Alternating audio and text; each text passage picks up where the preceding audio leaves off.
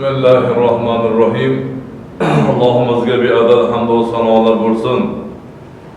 Yurtimizda mana shunday ziyoratgohlarimiz kundan kunga yurtboshimizning tashabbuslari bilan, elimiz xalqimiz tashabbusi bilan obod bo'lib kelmoqda. Shu jumladan Samarqand tuman Pulnog'on mahallasida joylashgan payg'ambarimizning eng yaqin avlodlaridan bo'lgan, ya'ni 7-imom farzandlari Said Ibrohim Hazratlarning qabrida turibmiz. Said Ibrohim Hazratlari 7-imomning farzandlari, payg'ambarimiz 7-avlodlardan bo'ladilar. 8-imom Imom Rizo alayhisalomning yana ukalari, qordoshlarining qabrlari.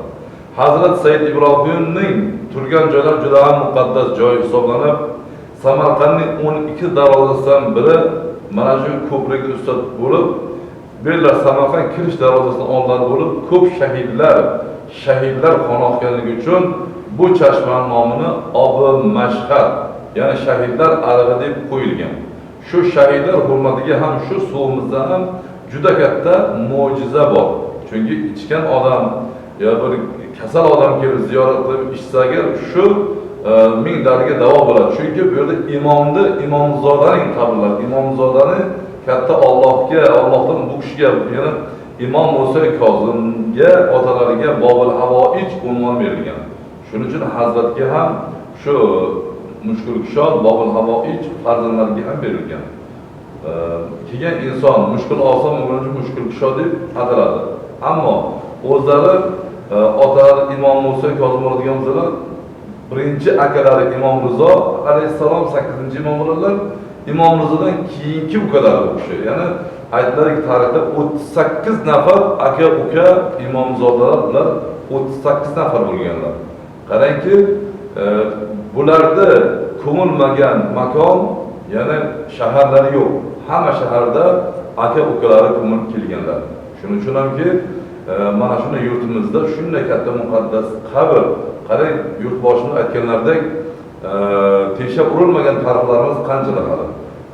Mana shu ziyoratgohimizga qancha oldin ziyoratgohimiz xarob bo'layotgan, mana yurtboshimiz tashabbuslari hozir qabr obod bo'lib, mana qarangki yurtimizda birinchilardan bo'ldi. Hozir mana oynakori Mashhad muqaddasdan keldi. Bu kishining ustlaridagi mana tillardan bo'lgan panjara ham bu ham Mashhaddan keldi. Qarang, yurtimizda shunday bir nuroniy bir dunyo butun ziyorat qiladigan qabr, Said Ibrohim qabrlari Samarqandimizda yana ko'rki qo'shildi deb hisoblaymiz.